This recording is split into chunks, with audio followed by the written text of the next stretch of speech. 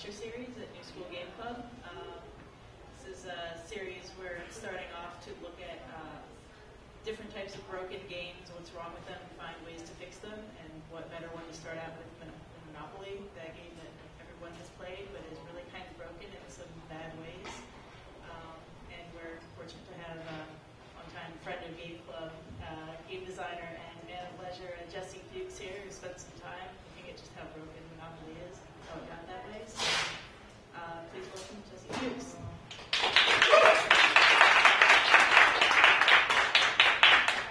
Thanks.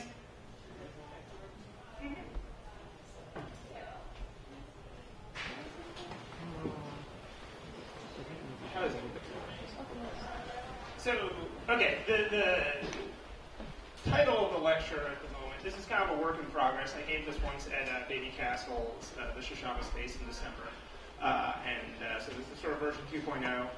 Starting to get a grip on the issues around this, but it's still pretty rough, so I will certainly welcome questions, and there'll be a couple of moments where I say, some people say this, some people say that, and I genuinely don't know yet. So with that preface, right now the name of the talk is just, does Monopoly suck? Because that is the question that seems to come up a lot, in the sense that people seem oddly polarized on this game. On the one hand, you of course have people who say that Monopoly is without a doubt the world's greatest game, which it sounds, of course, utterly ridiculous.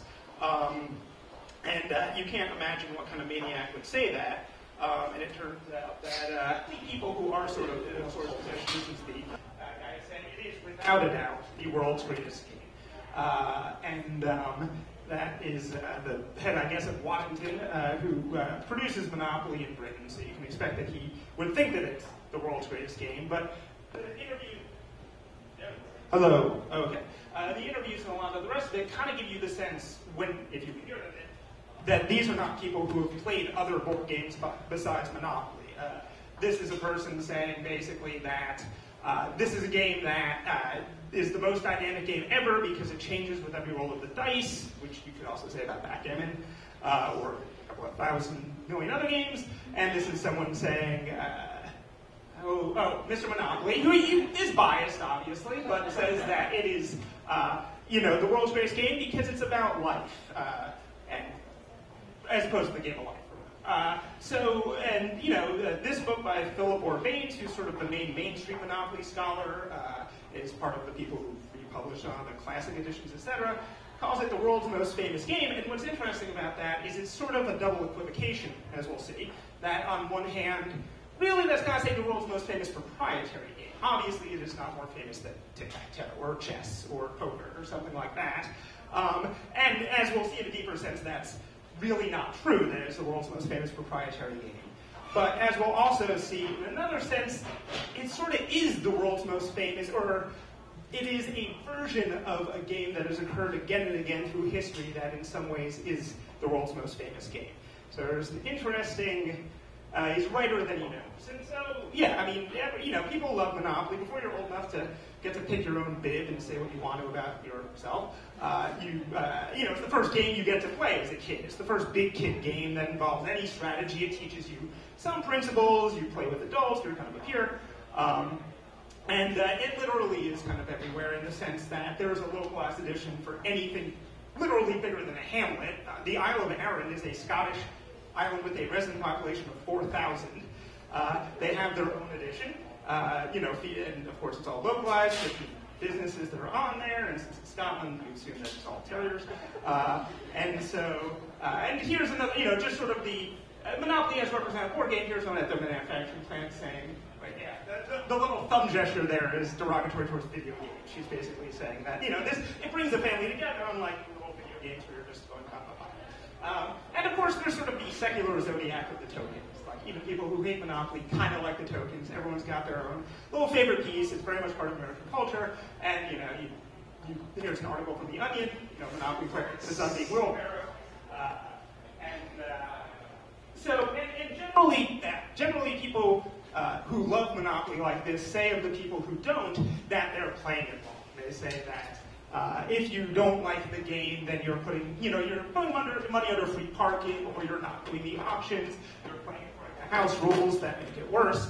And if you played it the right way, realize that this is the greatest game ever. And then way on the other side, you have this sort of strongly negative reaction of I've played every game and it is the worst. These are generally people who are serious board game people. Again, if I had audio, I'll have to do this. But here is Tom Bassel, who does probably the most popular podcast about board games. There's a lot of video podcasting. Is a big part of BoardGameGeek.com, which is sort of the Wikipedia of board games. And there's a little part here where he's basically saying, if someone you know wants to play sort of a dopey mainstream game after you've shown them your cool, Euro game or whatever, basically let them. Like, be a nice person, don't be a dick. You can introduce, if they get you to play Yahtzee, you can use that to introduce them to a Yahtzee like Euro game or whatever. And then he goes on to say, the one exception to this rule is Monopoly. That not for love or money will I ever let anyone play Monopoly. So it isn't really that, it's just sort of an irrational phobic. Oh, right, he says the other game is Munchkin, which is pretty, if you're comparing a game to Munchkin, that's kind of like a duel is about to happen. And then there's actual economists, like this guy basically says that, only a Marxist would come up with something that views capitalism in this horribly gloomy way, which turns out to be absolutely right, as he doesn't seem to realize, and we'll get into in a minute. But that, it's just a vicious game about bankrupting everyone else and has nothing to do with actual economics. So one interesting thing is I started looking through the Board Game Geek listings because I was curious as to, okay, is this sort of strong negative reaction towards Monopoly just a factor of sort of the sort of people who become connoisseurs of the genre tend to have esoteric tastes and react negatively to things that might be popular among the mainstream, and maybe they're just being snobs, essentially. But then I started looking through it, and it's a little deeper than that, I think. Here's how everyone rates things, and these are pretty reasonable. From 1 to 10, you can see, 5 average, 6 is okay, I might play it, et cetera, et cetera. Sort of the most popular Euro game, Settlers of Catan, gets a nice solid 8, as you can see. Whereas Monopoly is over at the 4 is the mode there. As I said, first I thought maybe the people were just snobs, tend to be biased towards, again, sort of whatever the equivalent of Sonic Youth is in board games, right? Agricola, very cerebral, dense kind of stuff. That's a game that, gets an incredibly good rating. Bridge is the only game besides Go I saw with a mode of 10, actually. That's a forbidding sort of game. But it turns out that when you look through all the other ratings of mainstream games, actually that Monopoly is an anomaly. The bias is, if anything, towards mainstream games being pretty good. Scrabble gets this, mode of 6, Yahtzee, mode of 6, Risk,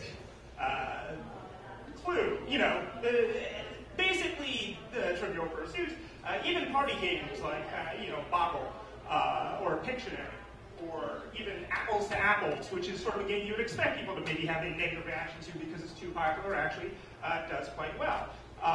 You can see that, despite its sort of demographic epicenter being a 32-year-old dental hygienist with a buzz on, it ends up right between Beowulf the Legend and Rise of the Clan of the Third Reich. It's a perfectly legitimate, game along with all the rest of these systems. So when you start looking at that, you start saying, okay, wait a minute, like, all these actually have fairly similar profiles. Hello, you can click. Except, of course, for Monopoly. It's just a complete anomaly, and then I started thinking, okay, maybe I'm looking at the wrong sorts of games.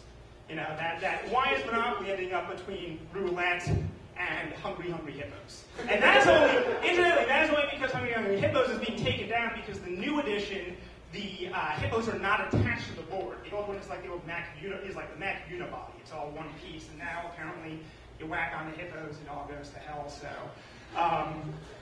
that Monopoly is actually significantly worse than real Hungry Hungry Hippos.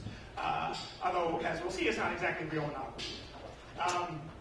So yes, back to that is a disliked game, and it's down there with things like The Game of Life or Go Fish as a mode of 4. Operation, which is actually, I think, a pretty good game. And what I started realizing is if there's a bias, it's not against mainstream games, it's against kids' games. and basically Monopoly, whether consciously or subconsciously, is being directly slotted as a kid's game, along with Trouble and Sorry and Mousetrap, which again seems higher than 4 just for the whole pieces. And this Snifty Snakes, as you can see, like that's gotta be good. Like that can't be that bad a game. Just based on anyway, so there is a bias here, but it's basically kids games. They're not looking for that, and like the null games like Snakes and Ladders. If anything, it's not so much snobbery; it's just not a lot of empathy with the 4-year-old audience on Board Game Geek. That basically null games of chance. There's no appreciation for whatever value it might have, and then the kids games end up somewhere in between there. And there's actually been a lot of sort of backlash, and it's always Settlers of Catan, interestingly, that seems to be as this article on Wired said, which kind of got me started on this whole thing, Monopoly killer, perfect German board game, redefined genre. And Settlers is a good game, people are saying German games resemble Monopoly, like a Porsche 911 is like a Chevy Cobalt, I don't even know what that is, and saying that, okay, it's catching fire, but as you can see, sales are up to 600,000 cumulative, and Monopoly is still 7 million copies. So it's really a completely different realm of culture still, even if this is the big one. Another recent article by Blake Eskin, who's actually written a lot of good articles about board games for like Washington Post and other things, basically, presents the reasonable case against Monopoly. Lots of luck. Strategic decisions are very limited. It goes on and on and on. There's not much to keep you occupied when it's on your turn. It can keep going on for hours, of course.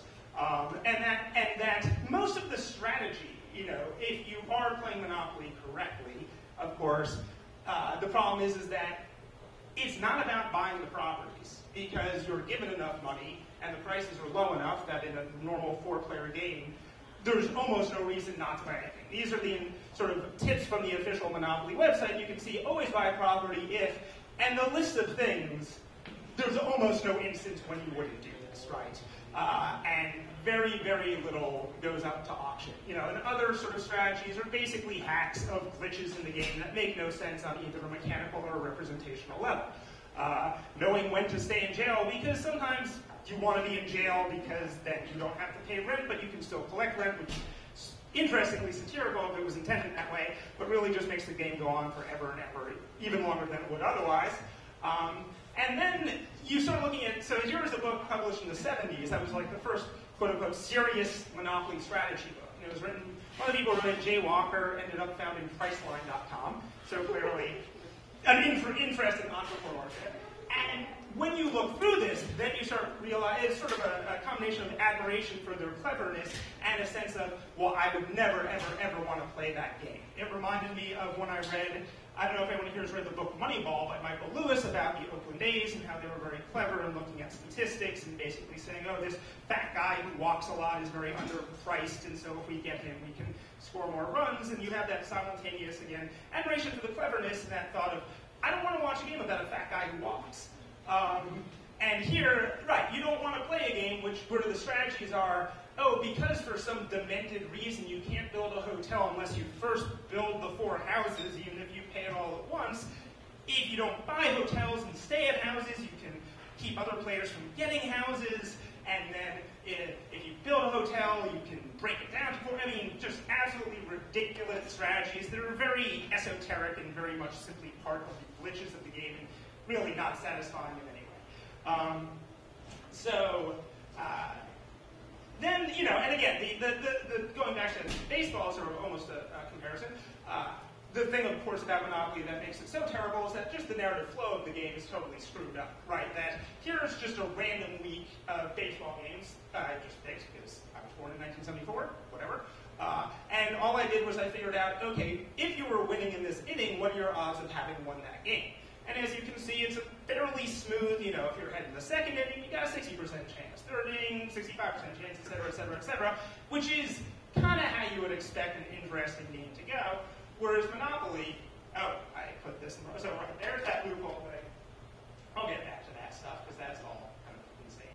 I'll return to my points since these slides are in the wrong order anyway, but this was also an excerpt that I just thought was kind of amazing from that Jay Walker book, where he, again, gets very creative, where he comes up with loopholes in the rules about Well, the rules say that if you don't remember to charge someone rent, they don't have to pay it. So you can use that to buy immunity and do all these other things that are, in some sense, clever, but also will make the game go on for 5 hours, or just make people incredibly upset.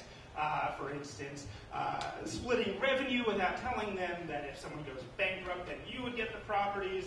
And my favorite part is where he says, when you bankrupt them, explain it gently and with sympathy, because then, but plan B, they might threaten your life. This is not as uncommon as you might think. And you have to decide whether they're serious. If there's any chance they're serious, waive the rent. But if you're certain they're only exaggerating, be firm. So these people took their monopoly pretty seriously, I guess, but not a game I want to play. So again, my point here is that when you play Monopoly, instead of that sort of nice smooth curve of a regular old game like baseball, it's really more, it goes on and then for no good reason it goes into extra innings until the 15th.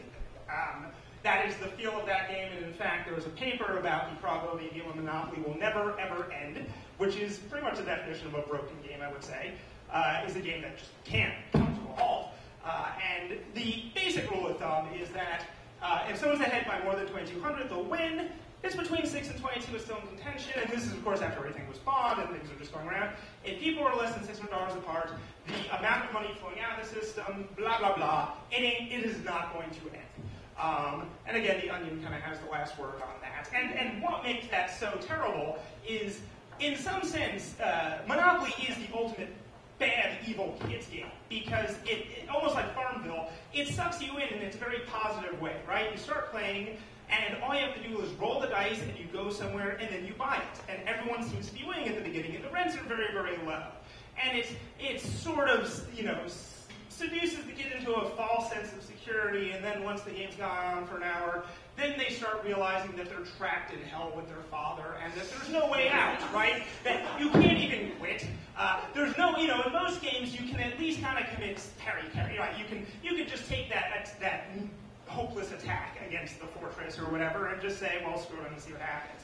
In Monopoly, there's literally no way to force yourself to land on someone else's property and give them your money. There's just no way out. And again, that's sort of the definition of a broken game. So, going through the different, what has been interesting about looking at Monopoly for me is that there's a lot of different layers, going back to the news magazine, The Onion, which the name of that comes from how a news story will have many layers to it, that people seem to have different perceptions of Monopoly depending on how deeply they've looked into it. And at the first layer, the irony is that the casual observer who knows nothing about it is sort of right, as we'll see. I mean, they're very wrong in some senses. Like, for instance, here's a quote about, people tend to attribute the creation of the game to a single person because we're all anthropomorphizing creativity or whatever. Yes, says creator Warren Snecker. And so the casual person still thinks of Charles Darrow as being the guy who made Monopoly, and this was certainly the story that Parker Brothers, when they owned it before they sold to Hasbro, was pushing very consistently about, he was just this unemployed guy who had this brilliant idea, popped out of nowhere, he made the games, and then he sold them off to Parker Brothers, hooray, hooray. And of course, the casual player is going to not really know the rules, is going to play with one of the many house rules people come up with to try to fix the game, which often just makes it worse. But they're trying.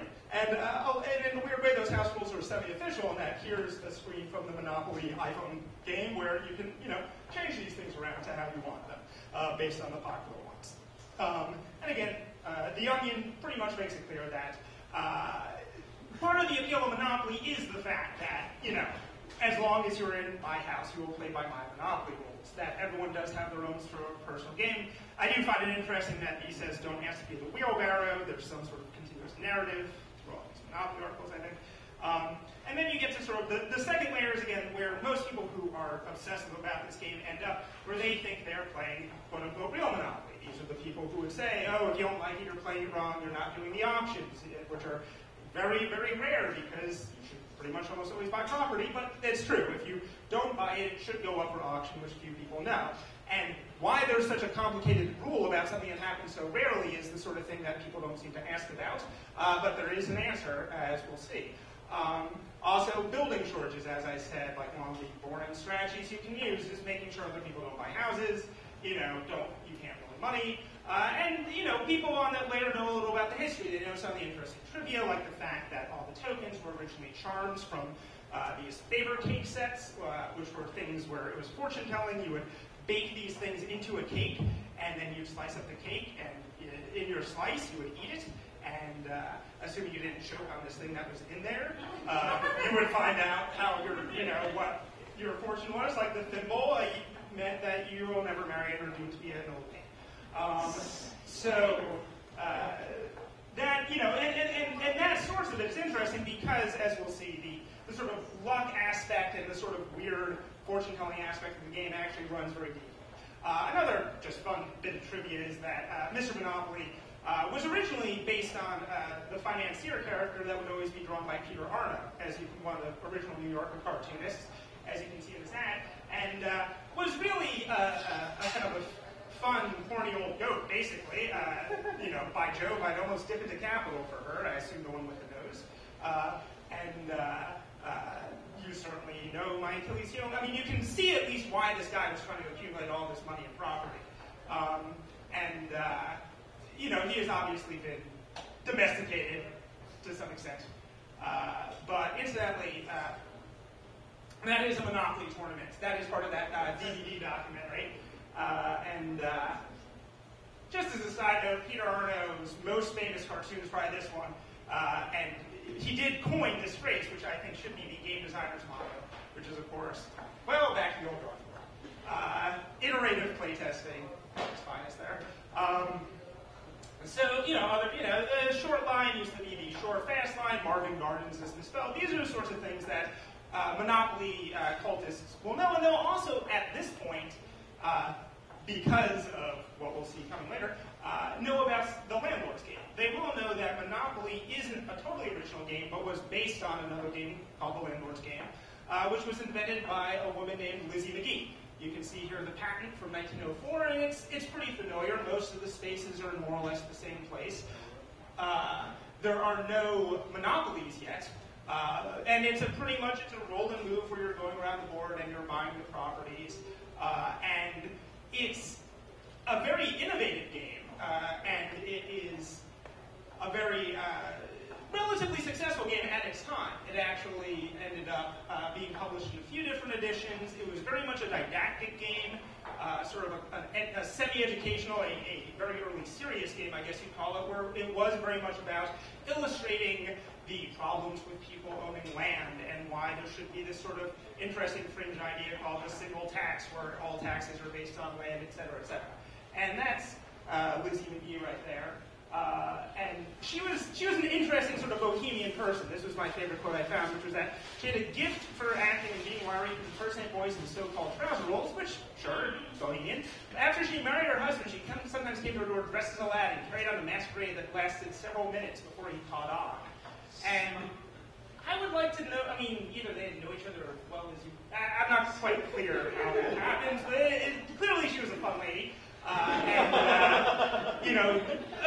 A couple of handmade editions. It actually got licensed in Britain and became a different political satire about some British issue I don't understand about taxes. And the board was kind of hideous, but had interesting chance cards, like we have called infringing the copyright of this game, Rare Fox and Rare Rabbit, blood money on Putumayo atrocities, which is a good thing. You get money for that. Blood money, but who's counting? You're certified to be mentally deficient and must go to the Dottieville Lunatic Asylum. This game was innovative in that most roll and move games at that point there was no circular track. It was a beginning and an end. There was no such thing as money or any sort of pieces off the board. But it wasn't a terribly exciting game. It was kind of boring, like a lot of serious games start out, where you're just kind of going around, you're not bankrupting other people, there's no improving, there's no building up in that way of monopolies or houses or whatever. There's a couple of interesting little rules, like the railroads were sort of teleporters. If you land and get a double, you can go from one railroad to another, which is cute and kind of makes sense. But basically, it was simply, you go around 5 times. After you've gone around 5 times, you can go backwards and forwards. When everyone's gone around 5 times, you count up your money. The person with the most money wins. So it didn't really have a slam bang finish. It was not a knockout game, which is in a sense something better than Monopoly, because as we'll talk about, people don't necessarily like being kicked out of the game when they're playing it. But it's not. I've played it once, and it's okay. Sorry, this is in the wrong order. There's Cowshed, England. Okay, yeah, she did a later edition. This is the patent from 1924. Made some changes, not really improvements, but a little different. Did a very interesting one that I'll get into later. But then it's sort of, this is where things get interesting and fuzzy, is that here's a board from 1905. Now, she patented that in 1904. And one thing you can see here is that there's these little letters here, D, D, D, D, C. That's where the monopolies seem to start. Those letters are representing, okay, these three things are together. If you get all of them, there's some sort of bonus. It's not clear whether they had houses or any sort of improvements yet. There's not really enough space on there. But it seems like that aspect of it got started very early, and people have different theories. Some people think that McGee came up with the monopoly rule and kind of tossed it aside. It didn't make the point she was trying to make. Whatever, not interested. Other people thought it was fun, and it kind of took off from there. Or maybe just someone else who had played it. It was very, the point is, it was very much part of this folk game tradition where people would just see something, they would literally hand copy it, it would get mutated a little bit, they would make up their house rule, but of course, since it's a folk game, a house rule is now just a rule. And you can see that those letters stayed very consistent, like the use of N and M for the railroads and utilities, you can see as far back as 1905. They start coloring things. But that kind of sets it in place, that in some way Monopoly did start 30 years before Charles Gallo made it. This is actually probably my favorite board. They used to have this at the Forbes Gallery. It's just a beautiful hand-carved board. And you can see it's sort of in this in-between place. You've got the color groups. You've got the letters. And the spaces are a little different. You've got, instead of, backward. You're not helping.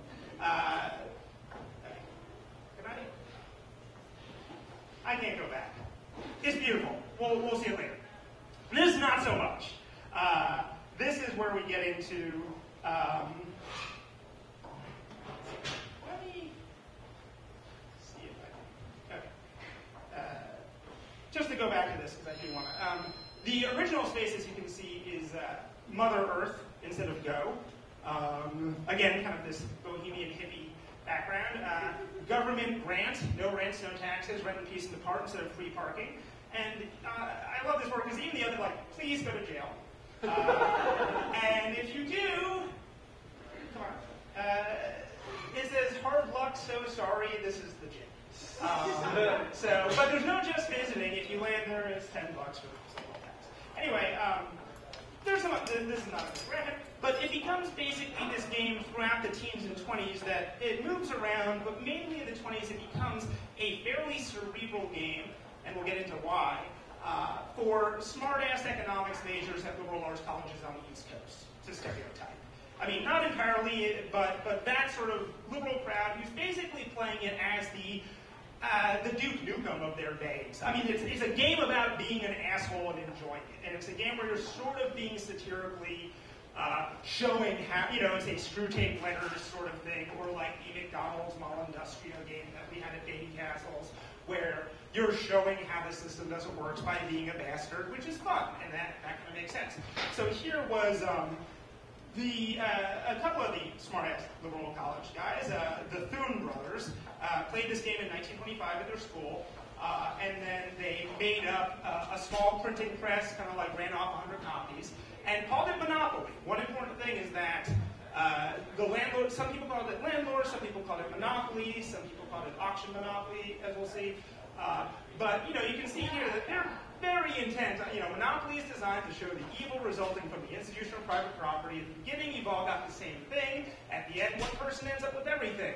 What accounts for the failure of the rest? Those who win will say skill, those who lose will say luck, but there will be some, and these, while admitting the elements of skill and luck, will answer with scot-nearing private property. Scot-nearing, incidentally, is, you ever see the movie Reds, the Warren Beatty movie? He's the very old man being interviewed at the beginning, who is basically a communist sympathizer, World War I era guy, very smart economist. But that was, again, the point of the game was, this is a game to show you, much like a lot of the sort of serious games, it's fun to be a bastard, but don't do it in real life. And then they kept moving around. Here's a very handmade board by a guy named Charles Dodd, which would be a really unremarkable board if it weren't for the fact that this was the one that was shown to Charles Darrow. Now, as you can see from that, you've got the Connecticut Avenue, Vermont, Chance, Oriental, all the earlier ones, and I didn't want to make this take too long, but the names keep changing. It's totally localized. It's whatever you want to name them in your city or whatever you thought was funny from the last board. These are all from Atlantic City for reasons I won't bore you with, but the Quakers, they were around Atlantic City, they were living in abandoned hotels because it was the Great Depression. They moved to Philadelphia, they want to remember Atlantic City. In Philadelphia is this guy Charles Darrow, whose wife is a childhood friend of a Quaker. They showed him the game, he asked them to write down the rules for him. They find that a little weird, but do it anyway. They never see him. He makes this, which, as you can see, this is the first Darrow board. It's circular because it was on a circular table.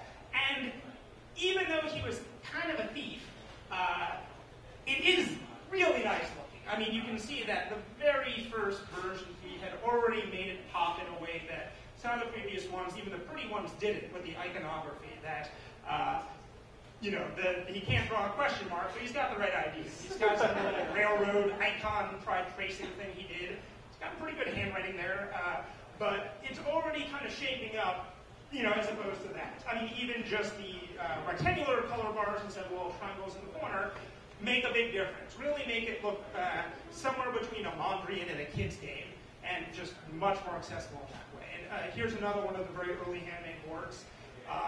A little later, he's making them. People keep buying them. He's got more demand than he can actually manufacture. So he goes and gets a loan, makes some sort of, small press ones, tries to sell it to Park Brothers. That part of the story is true. They reject it for a lot of reasons that we would agree with mostly. But then it starts doing very well.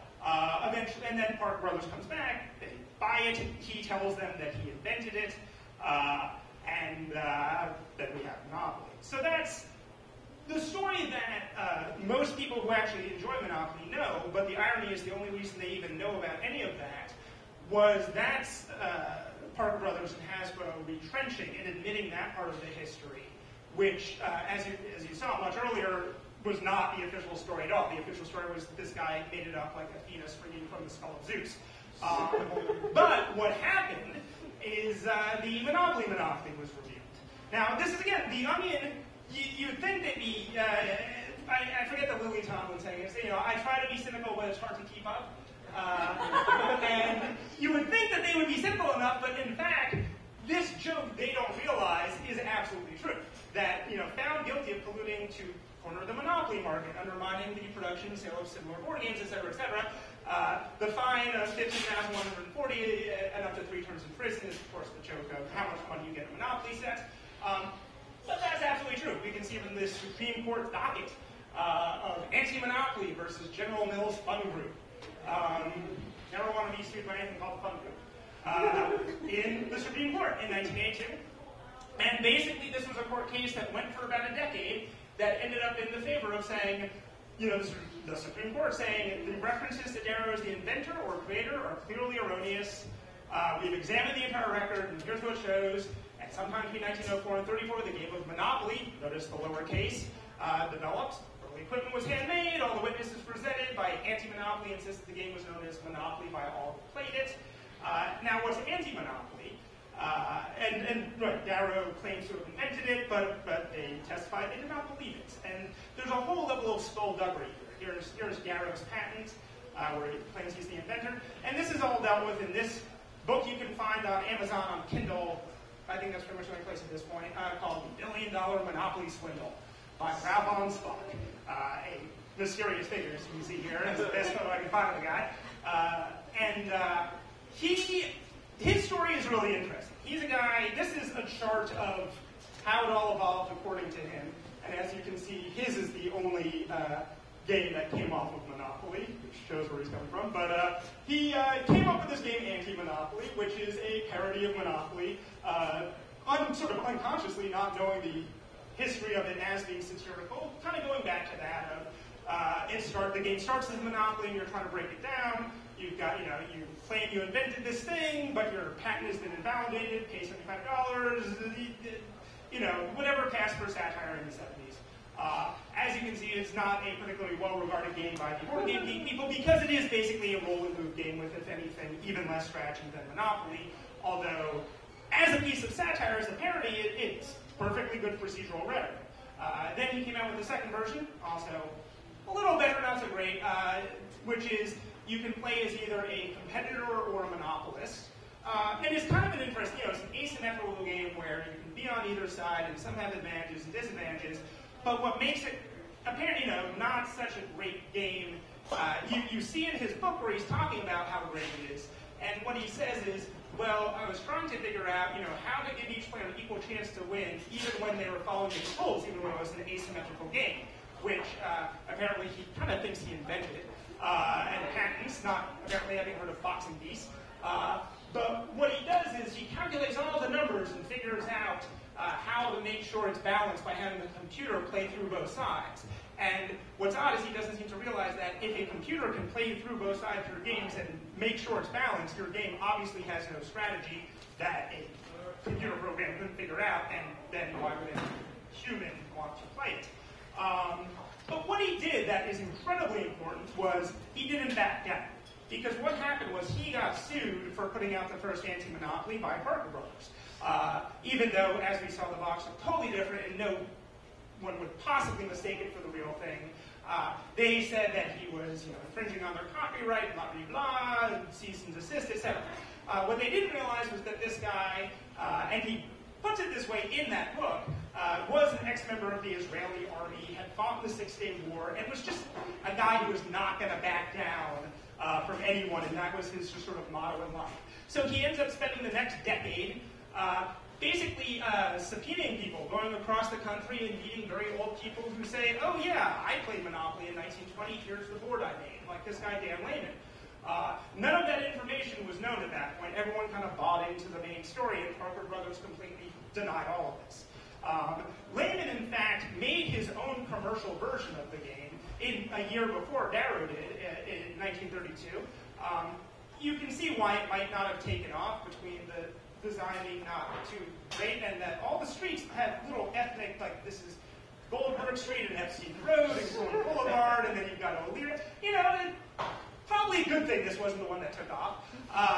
But what's interesting is that he did testify that he was going to call the game Monopoly, but went to a lawyer and was told, look, that everyone's played that game around here. We all know that that's just a public domain game. You can't protect that name, so call it something else. So he called it Finance.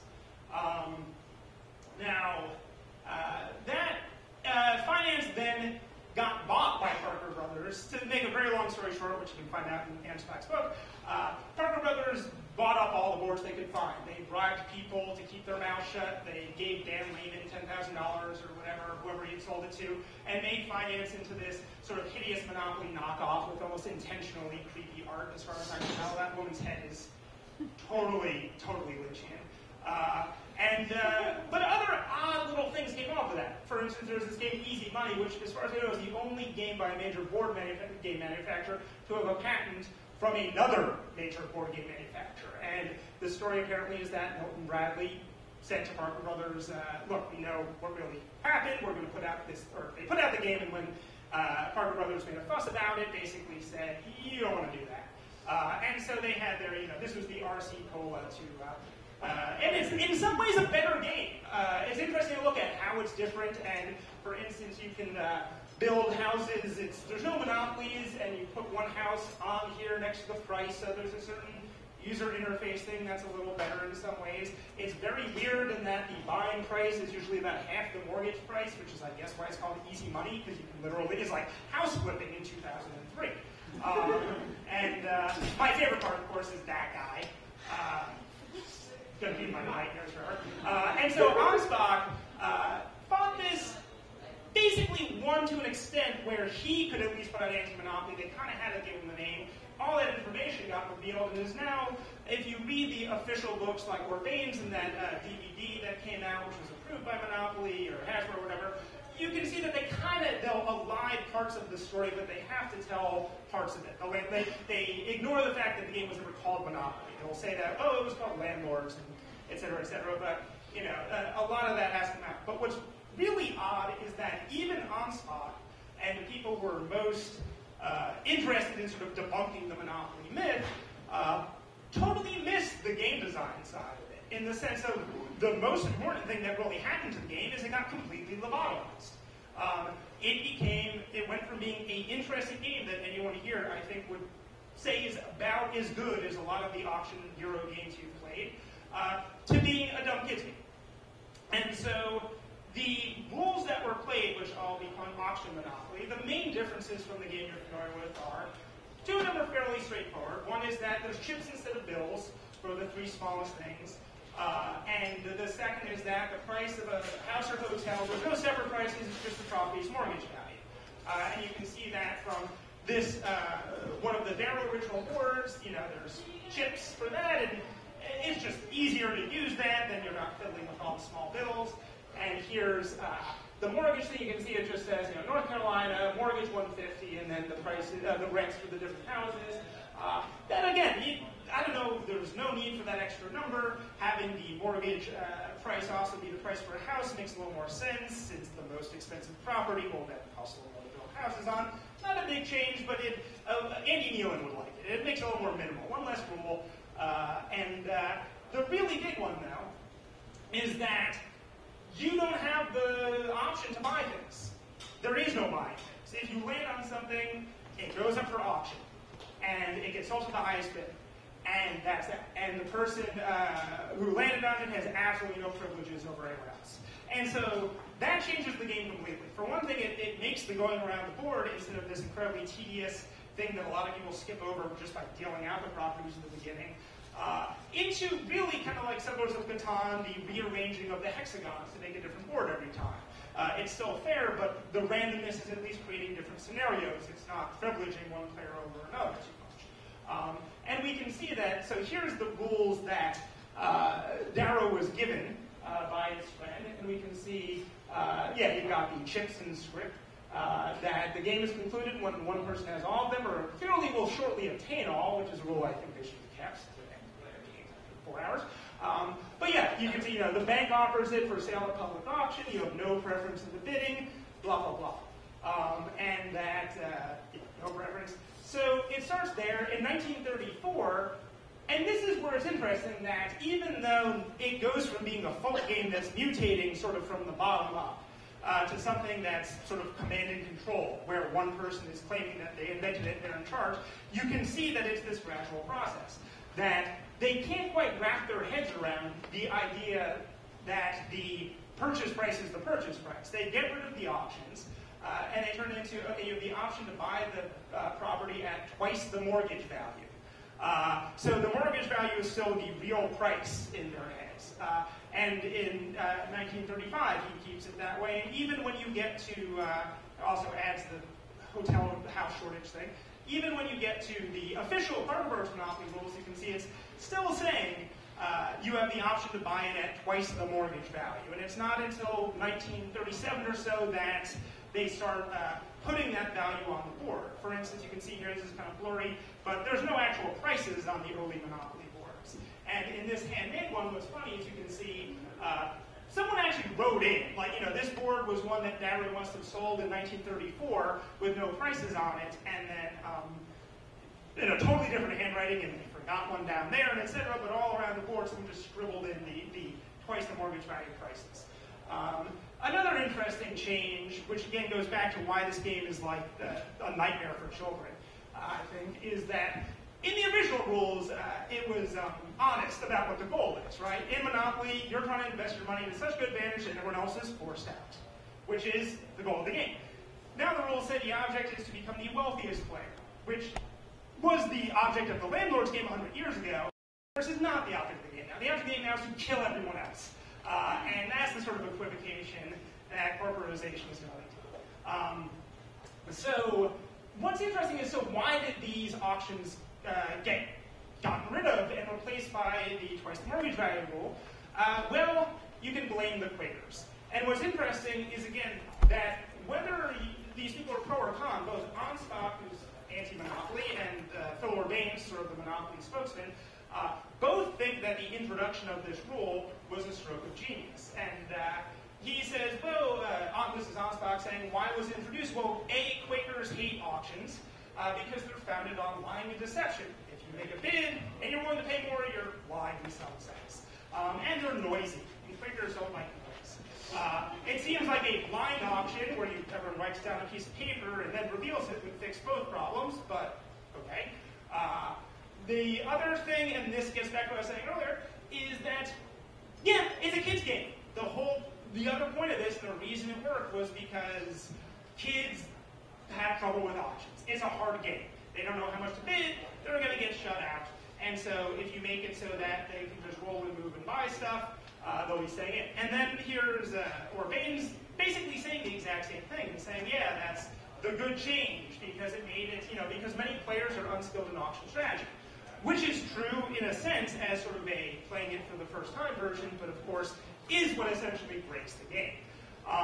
Finance, on the other hand, had the auction rules. In fact, had this elaborate, someone's the auctioneer, here's how you do the auction, they can decide to sell the last couple of properties if they're not going up, so they become almost a little bit of a dungeon master.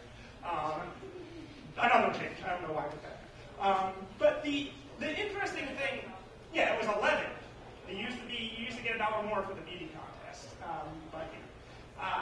but what's odd about that change to me is that all of the people on Board Game Geek who rated it exactly like a kid's game seem to realize that intuitively without realizing it consciously. That, yes, that change in the rules really was exactly like putting $500 under free parking. It was basically a way to pump up the game and make it easier and more fun for the kids. And that, just like the putting $500 under free parking, you can see why it would seem to make sense at first, but you also see how it totally ends up breaking the game. That it turns a game that is a game about figuring out the value of things as they're fluctuating, et cetera, into a game which is about rolling the dice for an hour, and then you end up with totally unfair distributions, and then you trade, which, because the distributions were totally unfair and based on luck, usually just ends up being a lot of whining and sort of, what's the Nietzschean term, resentment? It just ends up being a lot of bitterness and then negatives. Anyway, so the point is that, okay, this game is broken, or at least the current version that everyone thinks is the real game is broken, and what is there to do about that? What's the practical outcome of this? So I got interested in this. This is a website idea because I tend to, as a game designer, I try to avoid functional fixedness in a sense. When I look at games, I tend to look at them as materials that you can do whatever you want with.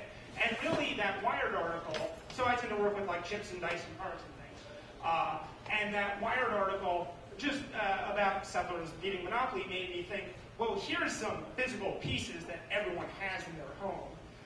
If you could just make this game not suck, then you would be doing something good. And then I started researching it after trying to come up with my own fixes, which didn't work, and realized that, actually the real game is a lot more fixed than I would have given it credit for. So why should we even bother with this as game designers? I mean, the big one is, of course, this is the world we live in. There's no way Monopoly is going anywhere. This is a photo I took just in the fall. I was walking out to the subway, and just that's the kind of random thing you'll see every day. When she turned around, it was still totally unclear whether this is ironic or not. It was right on that cusp.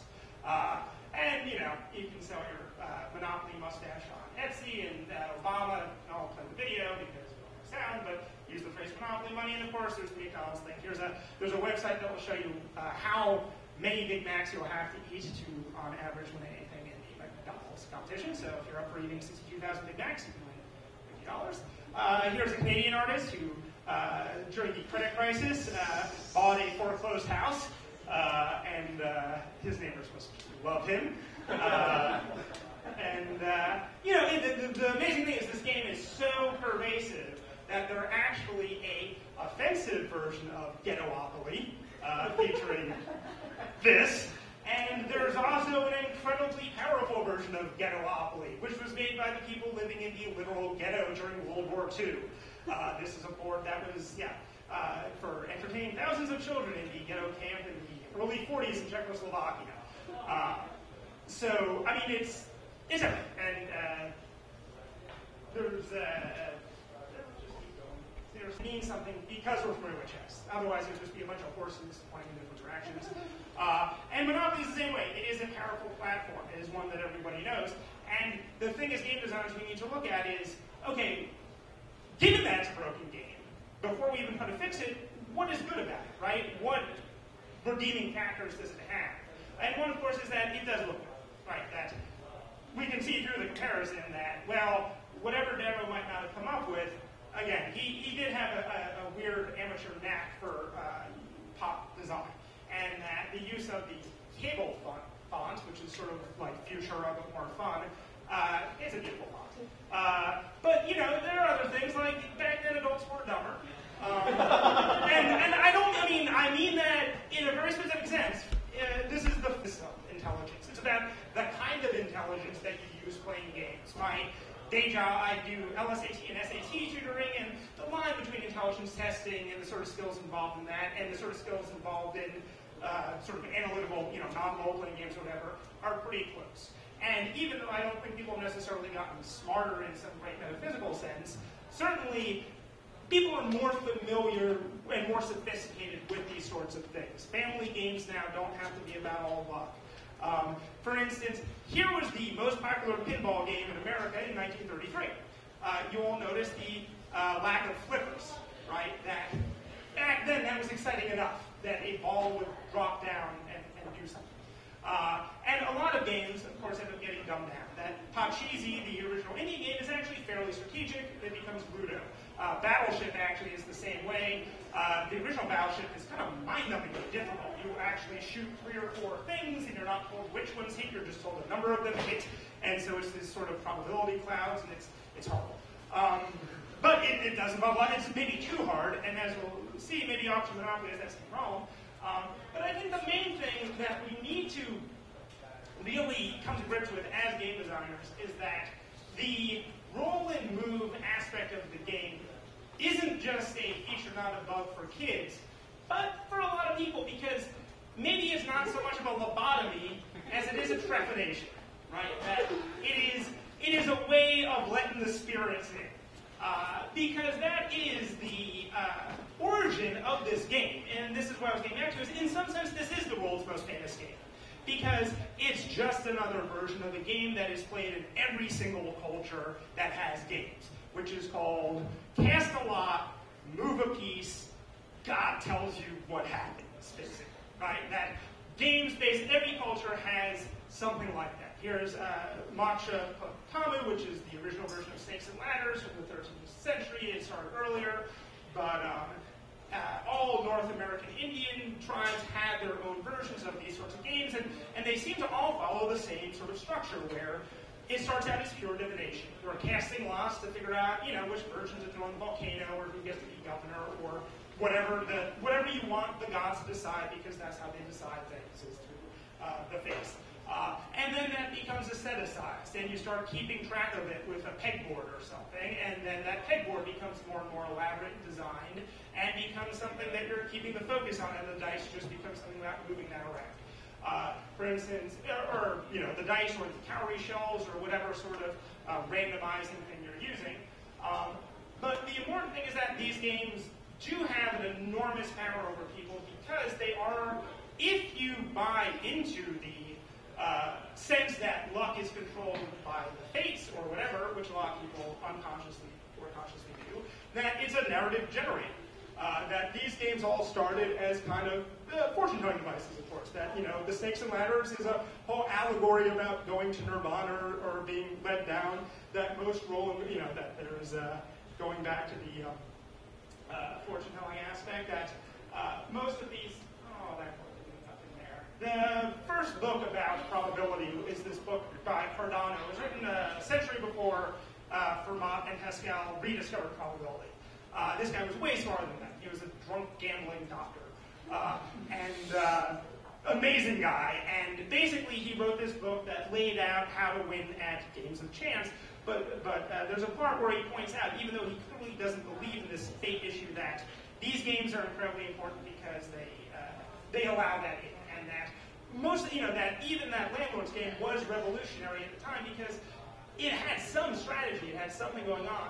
There are just countless of these beautiful, elaborate-looking games which are all the exact same thing of you roll a die, you move your piece, you land on a space, there's a little set of rules, and again, it's a generative story.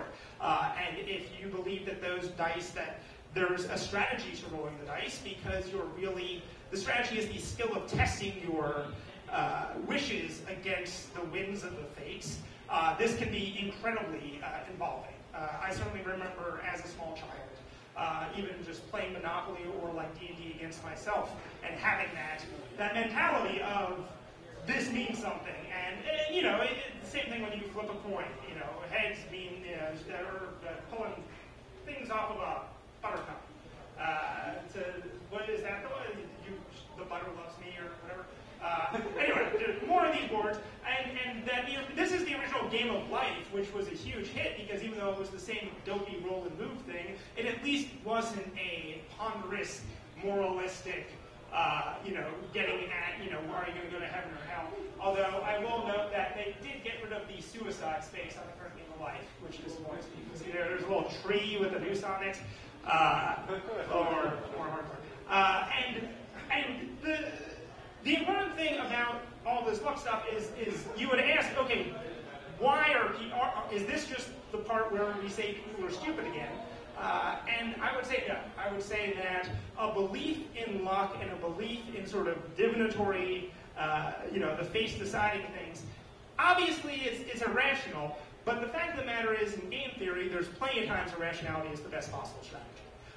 That there's a very good reason evolutionarily for people to have come up with some totally randomizing factor. If anyone's ever looked into, rock, paper, scissors, we know that the optimal strategy is complete randomness. And that the only way to get fooled on that is that you can't be completely random. And there's plenty of times in life where you want your behavior to be totally unpredictable.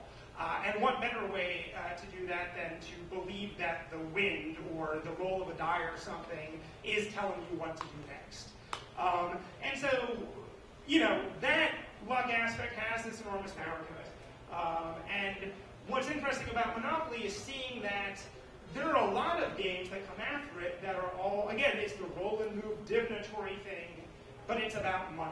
And that seems to be the 20th century version of this game that's existed for millennia. And I have my own slightly cockeyed theory that it has something to do with moving off the gold standard.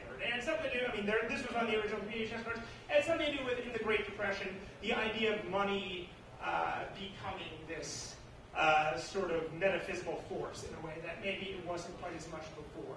And that the idea of just the huge powers that seemed completely impersonal and fatalistic that were imposed upon people during the Great Depression certainly would prime them for a game that was exactly like some game a Native American tribe would play, except instead of being about, or snakes and ladders, instead of being about going to Nirvana, it's about whether you end up rich or not. That, to me, makes perfect sense.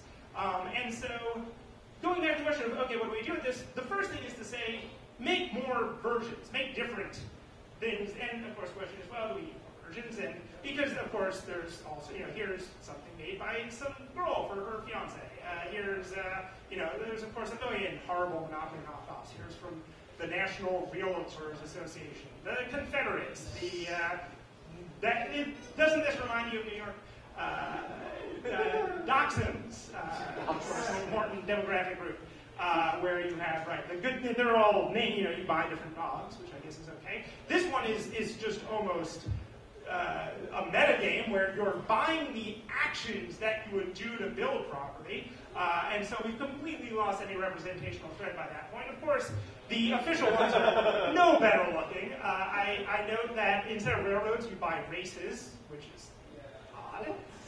Yet you still have, just to keep the design nice and consistent.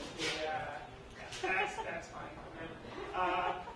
And I think basically when Tom of Finland is your most tasteful designer by far, then probably that's the size.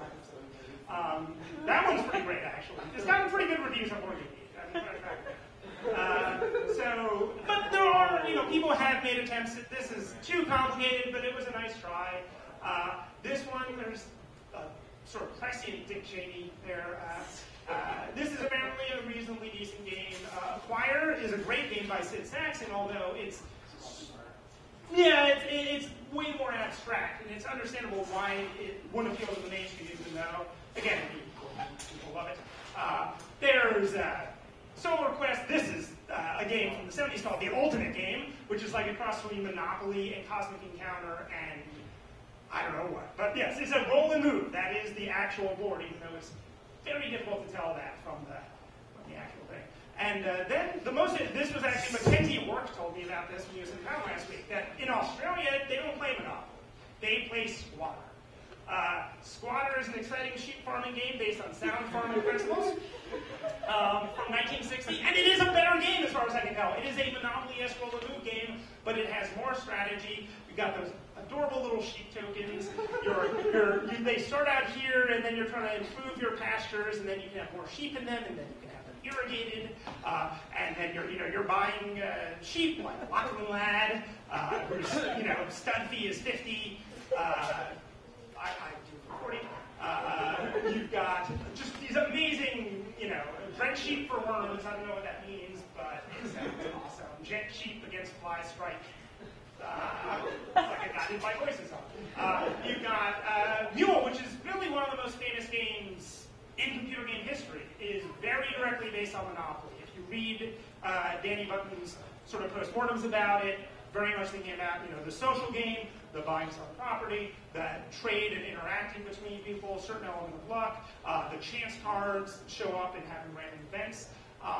And so there actually have been a fair number of good games that have come from that original, inspiration, even if I don't know it. And then, of course, Hasbro has, a version with a thing that beeps. They got a version with bigger buildings. They got a version with an extra die. Everything they've come up with is kind of sucked, is the thing. And the fact that they're sort of that this is the one from last year, Monopoly Revolution, which came with, an electronic credit card thing, so you don't have money or whatever. Again, there's the onion commentary, but I think the real commentary is that it came out in October, and then by Christmas it was 75% off on Amazon. So yeah, clearly this is, but now they have, I don't have the photo of it, but if anyone's seen the Monoptica, they have Monopoly Live, which is going to be like this, but you have even less involvement because there's an infrared thing that watches everything you do. And so their interest seems to be trying to make it more like a video game, there is this game Monopoly Deal, which I found out of it because it was the highest ranked actual proprietary Monopoly game, and it's a pretty good card game, I thought.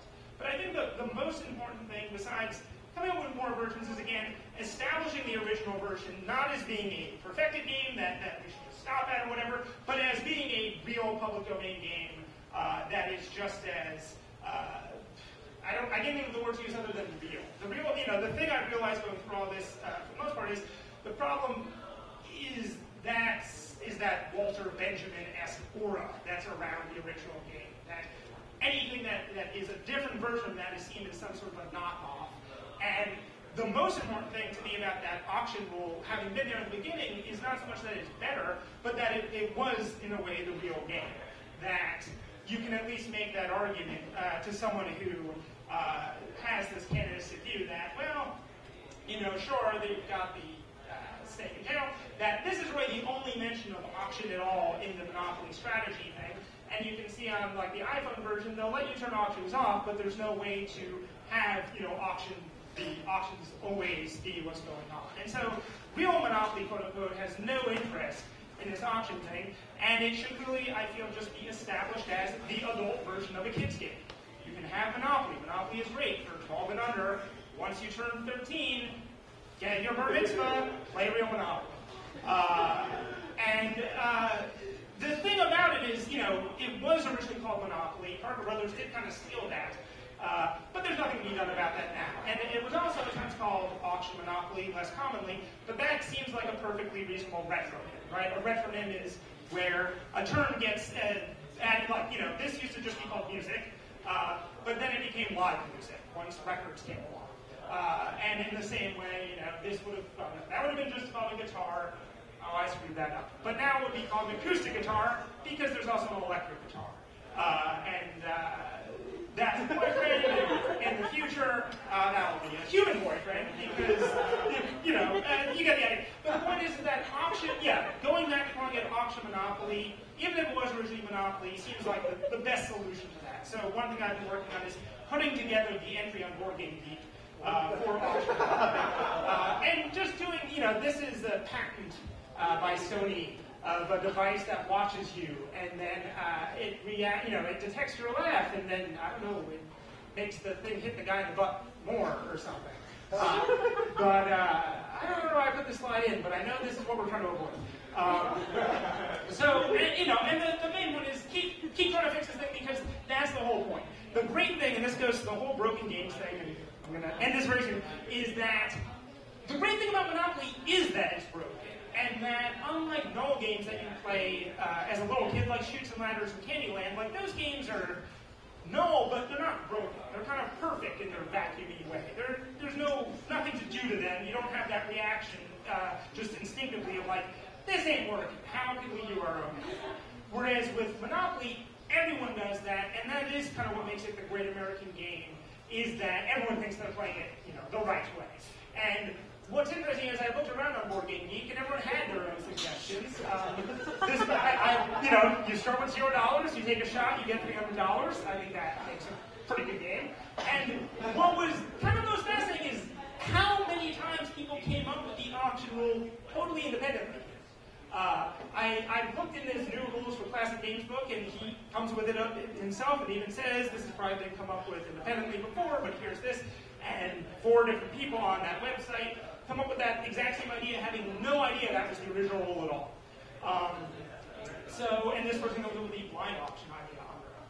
So my thoughts on this are, the way I tend to believe in playing is, again, sort of the bar mitzvah idea of like, okay, you can buy this stuff when you're a little kid, but sorry, at that point, no more. But some options that come up are just, if the prices were higher, you could still have the buying going on, but it would be less of an automatic decision. Having a binary yes-no decision isn't a bad game as long as it is a real decision rather than, a yes. An easy way to do that also that's less intrusive is just start with less money.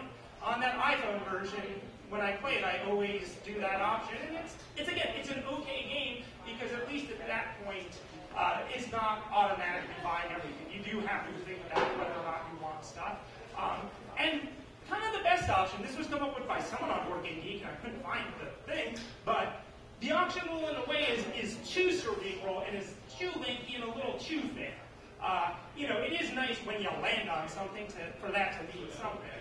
And so the fix that they suggested was, well, you do the auctions, but it always starts with the player to the left, and whoever did the auction goes last, so they can always, if they bid $10 higher than the last person, have the option to buy it. So anyway, that's the end. I just want to end on that point of come up with your own, again, that the fact that this game is broken and that everyone knows it is really an opportunity for game designers to illustrate not just how you would fix it, but to show other people that they themselves are game designers, whether or not they do.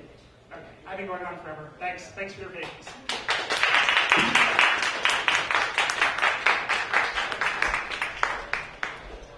Okay, over here. Great. Thanks for sticking around. I had not timed that, so. That was great. I was open up to questions where I monopolized you. Ask my own questions. I've just seen that since I first saw your talk about the new buy the Sauron Monopoly, fixing it very, very crazy. They said we're trying to make it more like a video game. We're not taking away real Monopoly. This is for the kids. It needs to be easier and better for the kids. That seems to be what they've been doing the whole time. people who make the decisions? Like, yeah, and I mean, looking at it, certainly the no paper money thing and the highest on thing kind of creep me out. But I don't have a problem with again them coming up with different versions, and that one seems to add action elements like flicking the thing. They kind of look fun, like these snakes looks fun. It is weird that it seems to have really struck a chord in the way that previous Revolution one did it. There have been like 3 articles in the New York Times about that Monopticon, and it seems to creep people out in a way that seems like an opportunity for board games to sort of reassert why they're maybe valuable when they're not aping video games. And I mean, it really does. I mean, we were both at Eric Zimmerman's talk yesterday about that movie play he did and about games and movies, and it's really that same basic point of course, you should always try to use the form that you're using instead of aping the pleasures of some other form. And yeah, those games seem like attempts to take a brand more, really, a brand people are familiar with, and make it something that doesn't mesh, I guess. I haven't played it, so who knows, but it's pretty good.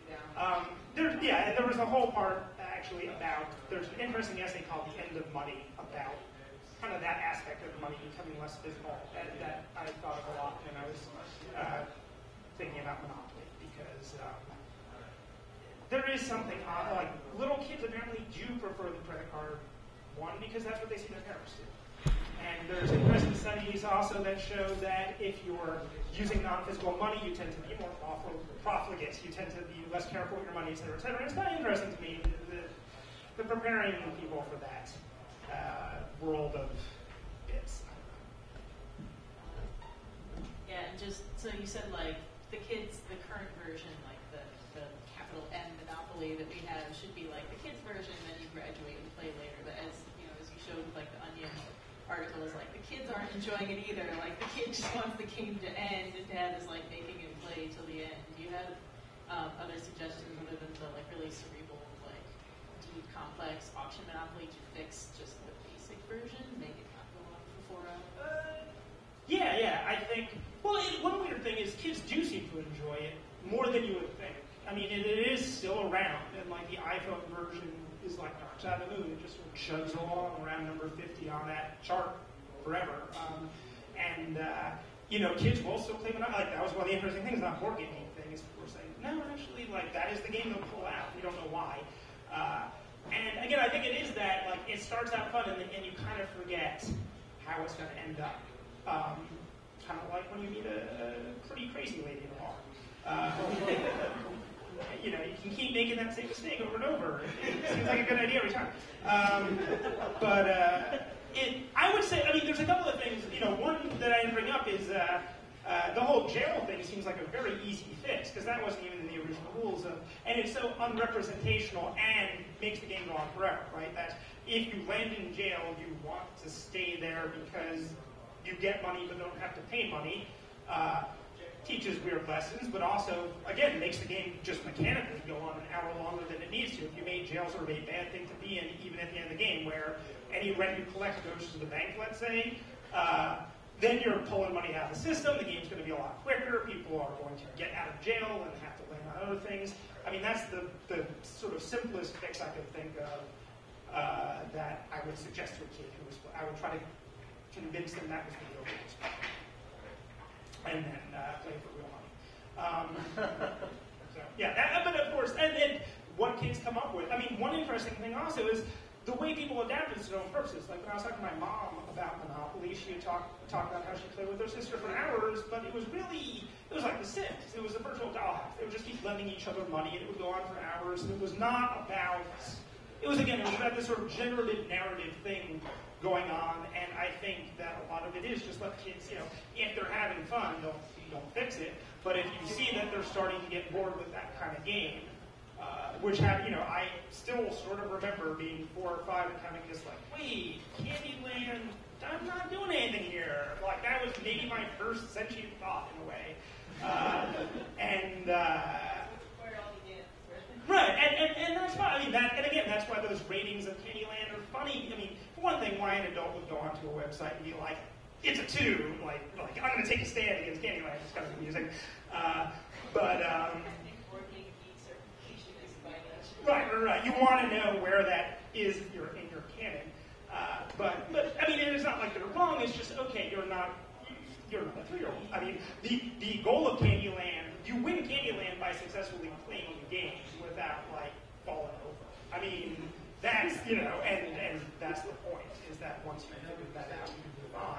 And I feel like Monopoly's the same way. Like, once they figured out, I'm bored, then you would ask them to make their own suggestions. And again, that seems like the best opportunity for kids to start being game designers, to start thinking in that way of, how would I model this thing? Or how would I, what would make this more fun to me? And start asking those questions that game designers ask when, if you pretend you had invented Monopoly, that same experience of like, okay, this isn't working. Why am I not having fun? And that feedback loop where you examine your own reactions and try to figure that out. That's, if anything, lead kids too, is what do you want to do? That's it.